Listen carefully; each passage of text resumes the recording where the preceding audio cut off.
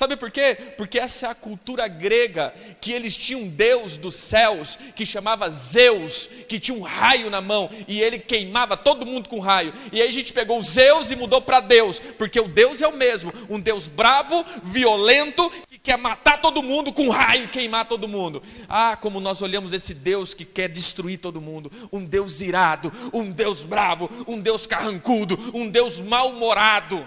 Não, Deus é Pai e Ele está na dimensão do amor. Sabe o que é amor? Amor é estar sentado numa mesa, sendo satisfeito. Por isso, Deus vai preparar uma mesa diante de você, na presença dos teus adversários. Sabe o que Ele está dizendo? Você vai viver numa vida satisfeita diante dEle, não importa o que esteja acontecendo, você vai estar numa dimensão de paz. Olha o teu irmão e fala assim: irmão, nunca perca a tua paz. Amém? Nunca perca a tua paz. Nunca perca, porque a paz é aquilo que vai te deixar nas dimensões de Deus. Eu quero completar aqui Salmo 23. O Senhor me domina, por isso eu não preciso mais nada. Sabe o que ele está dizendo? Vem cá, Jonathan. Ele está dizendo do espírito desse ser humano. O espírito dele está totalmente dominado por Deus. Por isso, ele não precisa de mais nada. Aí, ele entra na segunda coisa. Ele diz assim: Ele me faz repousar. Ele me leva para as águas. Ele refrigera a minha alma. Ele me guia por veredas. Ele está dizendo que se o teu espírito está dominado pelo espírito dele, e a tua alma está em paz, porque eu não posso conduzir ninguém que não esteja em paz e parado. Se você consegue parar com a tua alma, e por isso o salmista sempre fala: por que está atribulado, ó minha alma? Porque está ansiosa, porque está inquieta. Olha o que ele está dizendo no Salmo 23. Ele me faz repousar. E quando você repousa, Ele pega a tua alma e leva para uma dimensão de águas profundas, de pastos verdejantes, de veredas da justiça. Ele restaura a tua alma. Então a tua alma está numa dimensão de paz. E aí, vem cá, Ariel.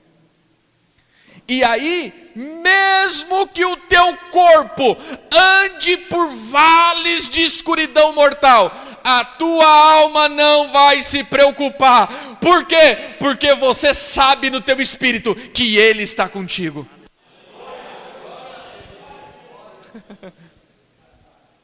Fala assim: se Ele dominar o meu espírito, se Ele aquietar a minha alma, não importa o que o meu corpo esteja passando, porque eu vou estar em paz, porque eu sei que Ele está comigo. Você já parou para pensar o que faz de uma cena? Quem já assistiu filme de guerra aqui? Levanta a mão. Filme de ação, que tem tiro para todo lado. O que faz uma cena ser uma cena de terror ou uma cena de vitória? É a música. De repente tem aquela música, e o cara está no meio daquele monte de morto, aquela cena esquisita. Aí rapaz, vai dar ruim para esse cara. Vai acontecer alguma coisa, não é? Mas ele pode estar na mesma cena, com aquele monte de morto, aquela coisa toda, mas aquela música. Fala assim, vai, deu bom, alguém vai salvar ele.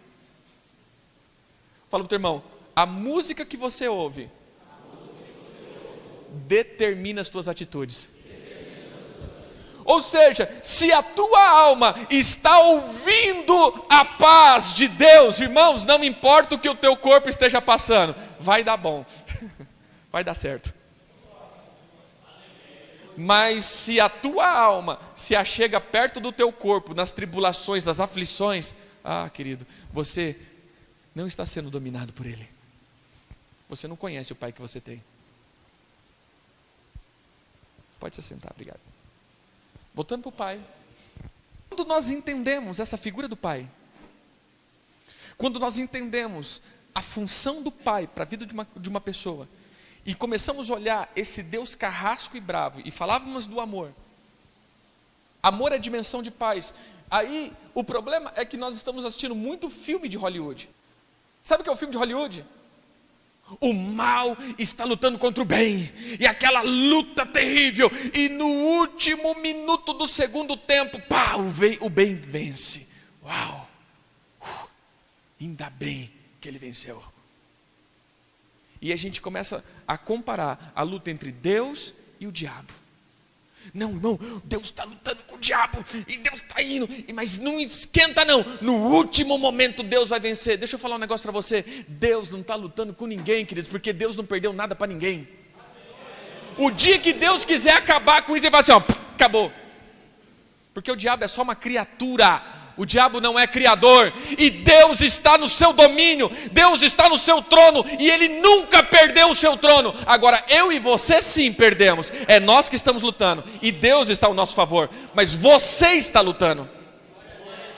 O grande problema é que nós estamos com a nossa mentalidade brasileira de dar jeitinho em tudo. Ah, como gostamos que todo mundo faz algo pra gente.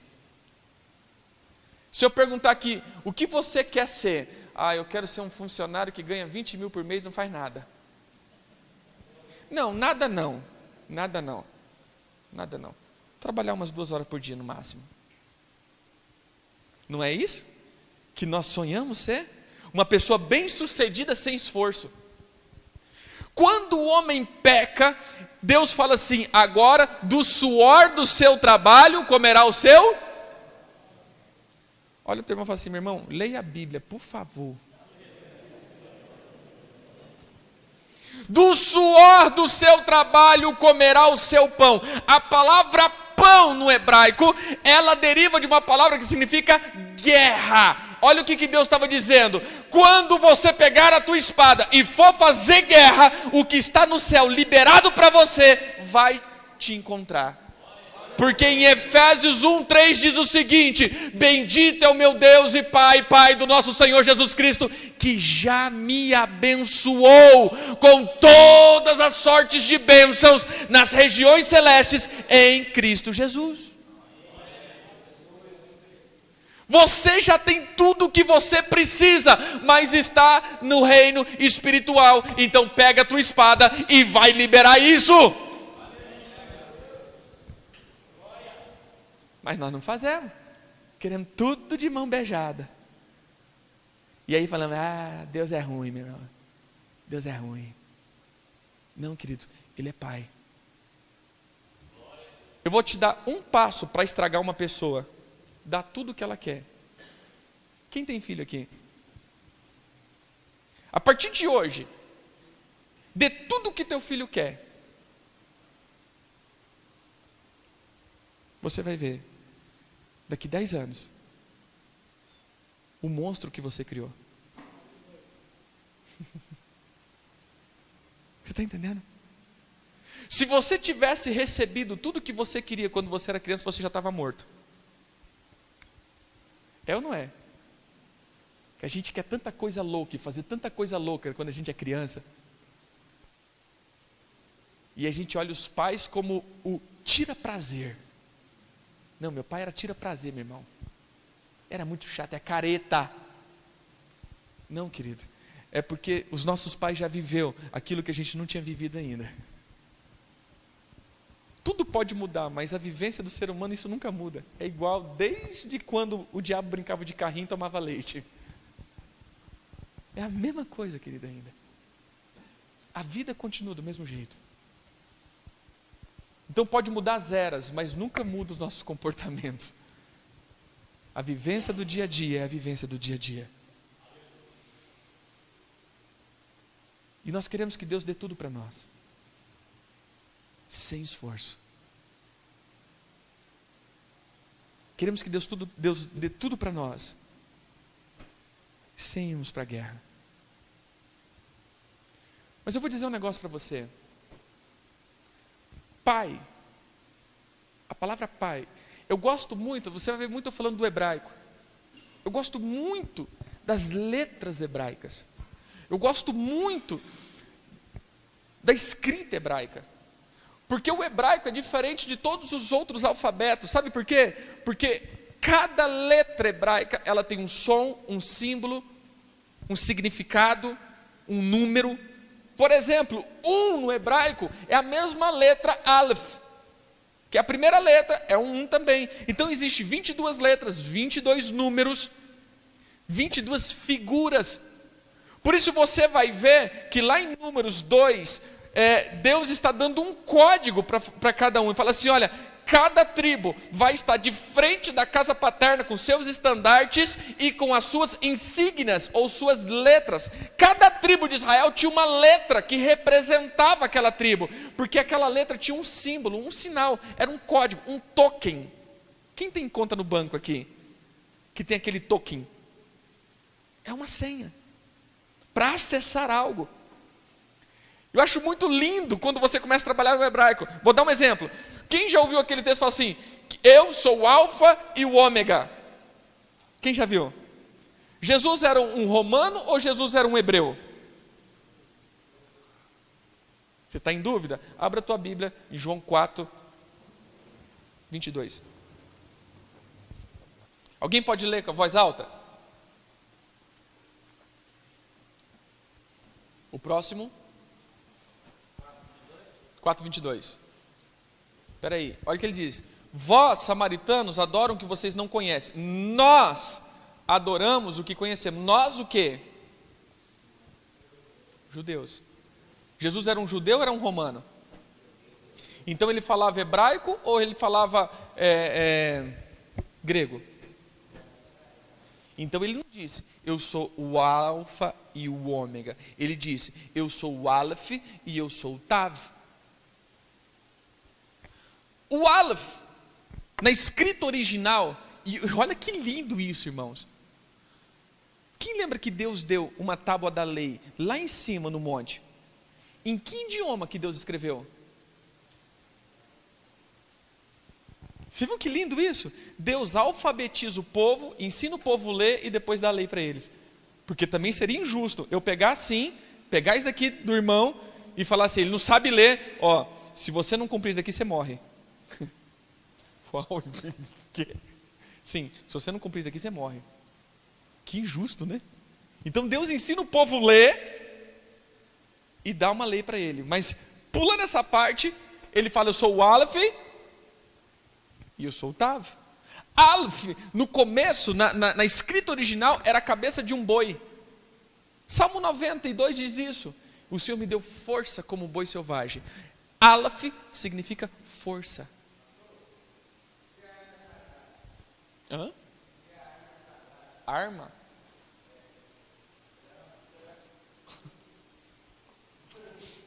Amém. Fala comigo. Aleph significa força. Tav era a figura de uma cruz. Olha o que Jesus estava dizendo. Eu sou a força que se manifestou na cruz. Agora você entende, né? Todo judeu entendeu isso. Eu sou a força que manifestou na cruz. Mas eu quero te dar alguns nomezinhos para a gente sarar algumas coisas aqui. Pai. A palavra pai no hebraico é a palavra Abba ou Av. Porque o Bent pode ser Bent ou Vent. Então, Abba pode ser Abba ou Av. Aleph é o quê? Força. E Bent era a figurinha de uma casa. Então, quem é o pai? A força da casa. Fala comigo, pai é a força da casa. Por que, queridos, muitas casas estão quebrando? Porque não tem mais força.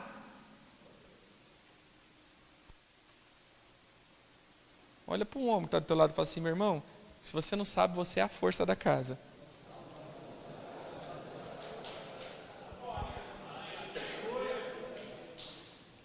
Vou dar um exemplo, como a casa não é mais forte. Campanha de oração. Vai lá, mulher, ora lá para nós lá. Vê o que Deus tem para nós lá. Vou ficar na intercessão aqui em casa aqui. Ver se o Mengão ganha. O homem é a força da casa. Quando Jesus, ele chega para Maria, na cruz ali, e fala assim: irmão, ou mulher, esse é teu filho, essa é tua mãe. Sabe o que ele estava dizendo ali? Eu quero que te contextualizar na história. José, padrasto de Jesus, tinha morrido. Por isso Jesus, ele assumiu o papel do homem da casa. E naquele momento ele estava passando para João agora cuidar dela. Porque ele tinha esse papel. Ele era carpinteiro, e carpinteiro não é carpinteiro de arrumar móveis. A palavra carpinteiro aqui é construtor, mestre de obra. Jesus era um construtor de casa, por isso ele sabia o que ele estava dizendo quando ele disse: eu vou preparar casas, e eu volto. Amém? Eu vou preparar morada, e estou voltando. Eu sei o que eu estou dizendo, eu sei fazer casa. Por isso, quando ele fala da construção da casa, ele fala com muita propriedade, porque ele era um carpinteiro. Até 30 anos de idade, Jesus construía a casa, e hoje ainda continua reconstruindo as nossas casas.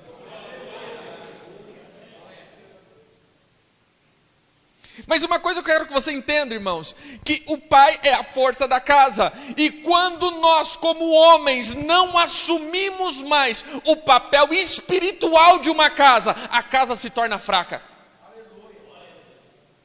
Quando você já não tem mais autoridade espiritual dentro da tua casa, quando você como homem já não tem mais revelação de Deus, quando Deus não fala mais com você, meu querido, a casa já está quebrando.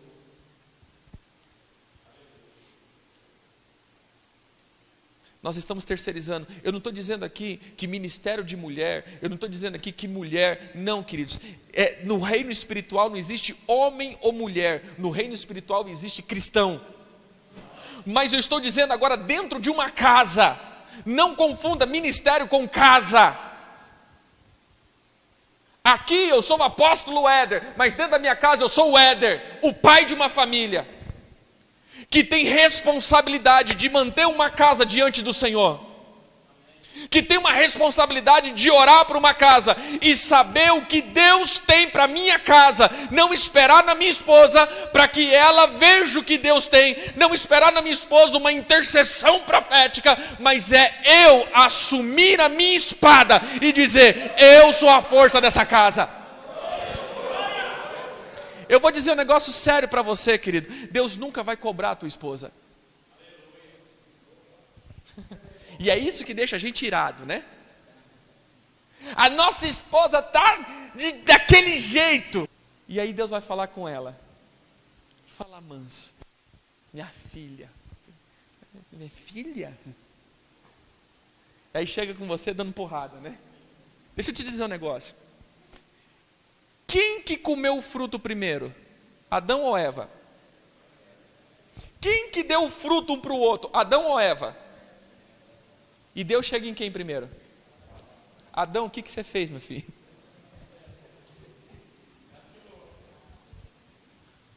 Foi ela, Senhor. Fala com ela. Meu filho, eu falei com você. Você está com o cajado e a espada na mão. Você tem que botar moral na tua casa. Se você não cuida da tua casa, está perdido.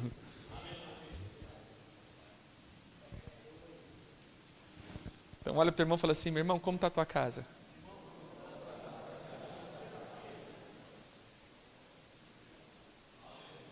Eu não estou dizendo de problema. Deixa eu te explicar. Existe um espírito chamado espírito de Jezabel. A gente usa ela muito para a igreja, e a gente não sabe o que esse espírito faz. O espírito de Jezabel, na verdade, a palavra Jezabel vem de Iezabel, que é não a autoridade. O espírito de Jezabel, na verdade, ela é uma confrontação contra a figura do pai. Acabe significa filho do pai. E ela botou Acabe no chinelo.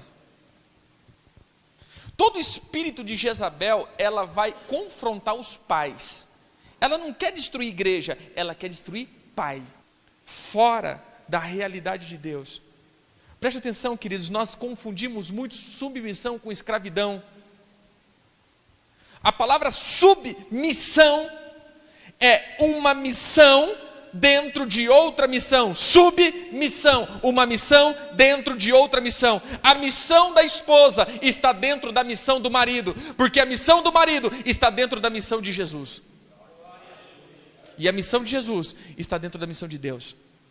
O grande problema que eu vejo são homens fora da missão de Jesus, levando uma casa inteira para o fracasso. Não tem mulher que aguenta. Porque quando eu estou fora da missão de Jesus, eu posso esperar, a minha esposa vai estar dentro da minha missão, e os meus filhos vão estar dentro da missão de nós dois. Uma casa desconcertada, porque muitas vezes há autoridades e sacerdócio desconcertados. Eu vou explicar uma coisa, e depois nós vamos quebrar isso daqui na vida de vocês. Nós fizemos essa ensinação do espírito, alma e corpo. O meu espírito está em Deus, o meu corpo está tendo esse contato, e a minha alma que está dentro desse processo. Preste atenção, passado, futuro, presente, certo? Passado, o meu espírito foi regenerado, está pronto. Presente, a minha alma está sendo transformada, para que no futuro eu tenha um corpo glorificado. Entenda essa máxima aqui. Dom é quando o teu espírito está ativado. Eu tenho um dom, o meu espírito foi pactado e mergulhado no Espírito de Deus, e eu tenho esse presente de Deus, essa ativação. Mas frutos é quando a minha alma foi transformada. E o que te leva para o céu não é os espíritos ativados, mas são as almas transformadas. Mateus 17 diz isso, 17 ou 7, não lembro, que fala assim: naquele dia muitos dirão, Senhor, eu curei no teu nome. Fala assim comigo, dom. Senhor, eu expulsei demônios no teu nome. Fala comigo, dom. Senhor, eu fiz maravilha no teu nome. Fala comigo, dom. Mas ele vai dizer assim: aparta-te de mim, vós que praticais a iniquidade, porque eu não vos conheço. Fala comigo assim, fruto. O que manda hoje é a minha alma. Vem cá, filho. A palavra, o Davi um dia escreve um salmo, ele diz assim: araram as minhas costas, cavando longos sulcos. Imagina a cena, Davi um dia tomando banho de sol, só de sunga, e veio um trator e arou as costas dele. Era assim? Não, queridos, ele estava dizendo uma dimensão espiritual. Ele estava dizendo que a alma dele foi ferida, e você vai ver isso quando Jó está falando de Leviatã, no capítulo 41, que onde ele passa, ele faz buracos luminosos, e foi plantado sementes dessa alma. E aí você vai ver então o nosso irmão João dizendo que o Senhor está com um machado na raiz. Por isso Jesus fala assim, não, João fala que Jesus viria batizando com o Espírito e no fogo. Fala assim: Jesus mergulha o meu espírito no espírito dele e coloca fogo na minha alma para queimar toda semente maligna. Gênesis 1, versículo 26, diz assim: façamos o homem Deus criou o espírito de todos os homens, e ele diz assim: macho e fêmea Deus os criou. No momento da criação do homem espiritual, porque Deus é espírito, Deus criou tanto o homem quanto mulher. Gênesis 2, Deus pega o barro, faz um bonequinho e sopra o espírito dentro do corpo, e o homem passa a ser alma vivente. Amém? Esse é o ser humano. O dia que Adão peca, ou desobedece a Deus, e Deus fala assim: se você comer, certamente morrerás. Mas ele não morreu. Ele demorou 900 e cáchara de fósforo, guaraná de rolha para morrer. Deus mentiu? Não. Esse morreu, o espírito. Então o homem ficou alma e corpo. Não.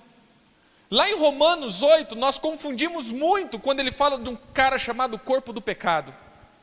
E a gente fala assim: não, irmão, é a nossa carne é podre. Irmão, se a tua carne está podre, toma um banho que resolve.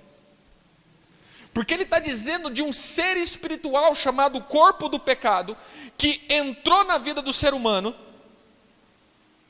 e domina a alma e escraviza o corpo. Essa pessoa está totalmente dominada. Mas o dia que Jesus veio, morreu naquela cruz, e quando ele me toca e eu consigo enxergar isso, o meu espírito ressuscita, o corpo do pecado vai para a cruz e é enterrado na água do batismo, e o homem passa a ser então espírito, alma e corpo. Mas o grande problema é que esse cara aqui está com Deus, porque o espírito de todo mundo está sentado com Deus nas regiões celestiais. Mas o problema agora é essa alma que foi ferida tanto pelo corpo do pecado, que ela acaba entrando na frente e tirando o espírito das dimensões. E aí você começa a andar por aquilo que você sente. Pastor, eu não estou sentindo mais vontade de estar nessa igreja. Aqui eu não estou sentindo mais a presença de Deus. Olha para o irmão e fala assim: crente espiritual não sente, vive. Quem vive de sentimentos é criança. Criança que precisa sentir a presença de alguém. Se acabar a energia aqui, toda criança vai pular no colo do pai. Eu espero que os adultos não façam isso. Mas por quê? Porque a criança sabe que todo mundo está aqui, mas eu preciso sentir. O adulto não. Eu sei que eu não estou sozinho. Eu sei. Assim é um cristão espiritual. Eu não estou sentindo, mas eu tenho certeza, porque o meu espírito se relaciona com ele. É de espírito para espírito, não é de alma para espírito. Amém? O que nós precisamos fazer aqui? Eu quero que você entenda que esse cara, o espírito, está sentado em Deus. Esse daqui está tendo contato com a terra, mas esse daqui é como se fosse uma antena parabólica. Ele trabalha com frequências, vibrações. É como o teu celular. Quem tem celular aí? Levanta o celular. Quem anda vivo? Quem tem um celular vivo aqui? Levanta a mão. Olha para o teu celular. Está dando torre aqui? Está dando torre? Quem está vendo a torre da Vivo aqui? Quem está vendo a frequência da Vivo aqui? Ninguém está vendo a frequência, mas a gente sabe porque está dando torre. Mas a frequência da Vivo está aqui. Amém? Da TIM, da Claro, da Oi, está aqui. Mas o que faz esse celular? Ele pega as 4 operadoras. O que faz esse celular captar só a Vivo? O chip. Tem muita alma chipada aqui. E sabe o que são os chips? As feridas.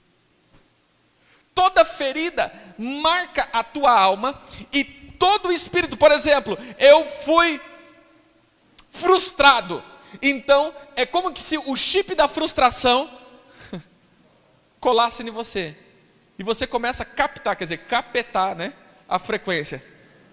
Quando o espírito de frustração, ele entra na área, a tua alma automaticamente pega a frequência dele e é dominada, você não tem controle mais. Eu vou só... Faz cara de paisagem. Mas quem aqui tem um vizinho que já fez isso, né? Você não. Você já, assim, você quer dizer, o vizinho pecou, mas não queria pecar. Não aguentei. A hora que eu vi, eu já tinha pecado. Que tem certos vizinhos que gostam de pornografia, gostam de namoro impuro, gostam dessas coisas. Vocês não. Os que não vieram. De repente você estava lá e tal, e você, hora que eu vi, eu já pequei, meu irmão, eu nem consegui dominar. Por quê? Porque na tua alma existe uma marca, ou um chip daquele espírito, e quando um espírito de prostituição entra na área, você perde o controle dos teus sentimentos, você fica que nem cachorro no cio. O que nós precisamos fazer? Quebrar essas frequências que estão atuando. Eu vou dar, quem já viajou aqui fora de Vilhena? Eu vou dar um exemplo aqui. Aqui em Vilhena você está crente, meu irmão, você está fervoroso, você está bem. Mudou de cidade, você desvia. Ou você começa a sentir um sentimento que você não sente aqui. Rapaz do céu, ou vontade de morrer, ou vontade de desviar, ou vontade de beber. Olha, tá dando... Você vê, você passa num lugar que você ouve aquele barulho. Ele dá assim, sabe? Né? Por quê? Lá eu estava tão bem em Vilhena. Por quê? Porque a tua alma é uma antena e a frequência daquela cidade conseguiu conectar com a tua alma. Você tem uma ruptura naquele lugar ou naquele sentimento que aquela cidade também tem essa frequência. E aí, meu irmão, já era. Irmãos, entenda isso. Muitos aqui foram feridos na paternidade. Muitos aqui têm um mau exemplo de pai. Muitos aqui têm raiva e ódio do pai. É que se você não for curado nessa área, você nunca vai ter intimidade com Deus. Porque se você não conseguir ser batizado no batismo de paternidade, você nunca vai ter identidade. E de tempo em tempo você vai perguntar: Senhor, o que o Senhor quer de mim? O que o Senhor quer de mim? Não tem identidade. Sabe, uma das coisas que mais me atingiu, eu ainda sendo apóstolo, chamava um espírito de rejeição. Irmão, eu já tinha viajado para vários lugares, eu tenho escola no Brasil e fora do Brasil. Irmão, eu ia para todos os lugares, mas dentro de mim ainda tinha isso. Como eu gostava de receber uma profecia. Não era para receber a profecia, era só para saber que Deus ainda estava falando comigo. Eu nem lembrava da mensagem da profecia. Chegava, irmão, eis que te digo, ufa, Deus está falando comigo. O que ela falou? Nem sei, o negócio é que Deus está falando comigo. Eu estava me sentindo aceito. Sabe por quê? Porque dentro de mim batia um espírito chamado rejeição. E de tempo em tempo eu precisava ouvir algo de Deus que afirmasse que Ele era meu Pai. Por quê? Porque de tempo em tempo eu esquecia disso. E achava que eu estava sozinho. Achava que Deus tinha esquecido. Mesmo fazendo muitas coisas com muito poder. Queridos, já aconteceu muitas coisas, muitos milagres, muitos sinais através da oração, de decretos. Mas uma coisa eu entendi: depois que o Senhor sarou essa área na minha vida, pode cair a casa, eu sei que Ele está comigo. Eu não preciso ouvir, porque eu sei, e Ele fala diretamente comigo.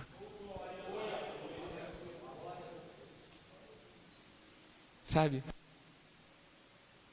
Uma das coisas que Deus está querendo sarar aqui hoje é a figura do pai na vida de muita gente. Teve muita gente que foi amaldiçoado pelo pai. Teve muita gente que foi punido severamente pelo pai. Ou pela figura de autoridade. Mas a primeira coisa que eu quero que você entenda, que às vezes o teu pai também foi assim. Uma das coisas que Jesus fez, isso está em Mateus 8, quando um leproso chega perto dele, ele estava acabando de sair do monte, e o leproso chega perto dele e fala assim: Senhor, se o Senhor quiser, o Senhor pode me curar. Jesus não precisava ter tocado naquele rapaz. Mas agora vê a história de um leproso. Um leproso, quando ele descobriu que tinha lepra, ele tinha que viver fora da cidade. Ele não poderia ter mais contato com família. Ele deveria ter vivido isolado. Aquele homem, mesmo sendo curado fisicamente, muitas vezes ia ficar uma lacuna no seu emocional. E a Bíblia diz o seguinte: Jesus olhou, tocou. Porque um leproso era intocável, não podia ser tocado. Jesus toca naquele homem e diz: eu quero. Porque eu estou te sarando de duas coisas hoje: o teu corpo e a tua alma. Tem muitas almas intocadas aqui. Às vezes, querido, você não aceita que o teu pastor, o teu líder te corrija. Na verdade, é porque você vai pensar que esse líder também é igual às pessoas que te corrigiram no passado e foram injustas. Muitas vezes nós andamos no orgulho e dizemos: eu não preciso de ninguém. Na verdade é porque você cresceu sozinho e não é agora que eu vou precisar de alguém para cuidar de mim. Tudo isso é face do orgulho, da rejeição por causa da paternidade. Sabe por que não conseguimos obedecer e ser submisso e nos prostrar diante da figura de outro? Porque crescemos sem isso. Eu vou dizer um negócio: eu creio que os irmãos que são mais velhos, mais vividos, vai lembrar disso. Antigamente, o primeiro lugar era de quem? A coxa do frango, a poltrona. Eu não vou falar da televisão porque não tinha, às vezes, né? Às vezes era do radinho. Irmão, toda a casa era preparada para quem? Para o pai. Menino, cala a tua boca porque teu pai vai descansar. Menino, tira a mão daí porque teu pai não comeu ainda. Menino, sai daí porque é do teu pai. Teu pai vai ouvir o rádio agora. Você está entendendo? Mas nós mudamos isso. Hoje, sai daí porque é da criança.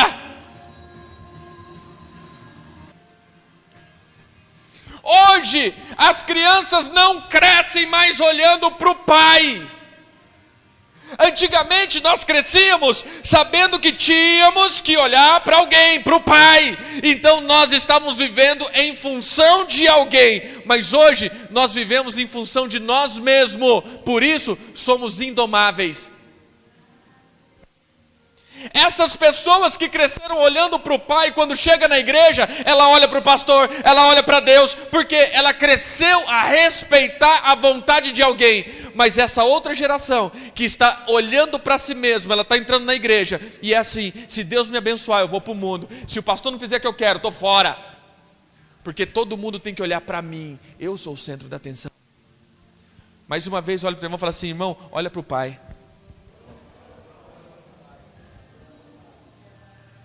Se você não aprender a olhar para o pai, e Jesus sempre falava isso para a humanidade: eu só estou fazendo aquilo que o meu pai manda, eu só vim fazer o que o meu pai quer, eu só estou aqui por causa do meu pai. Mas sabe por que você não quer mais olhar para o pai? Porque o pai te marcou, o pai te feriu. Muitas pessoas, eu não sei aqui,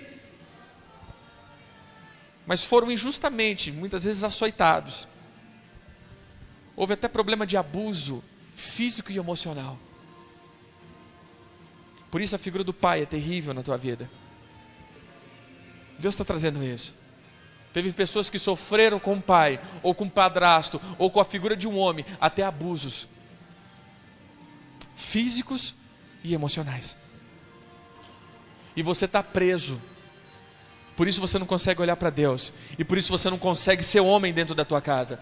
Porque você foi castrado desde criança. mas Deus está restituindo o teu sacerdócio. Deus está restituindo a tua espada. Não é para você chegar mandando, não. Você vai chegar sabendo o que Deus quer. Sabe o que eu acho lindo? Quando um filho nascia, o pai já dava o nome por causa da ocasião do nascimento. Quando Noé nasceu, o pai olhou e disse assim: esse se chamará Noé, porque ele trará descanso para o mundo. Sabe, todo pai sabe o destino profético do filho.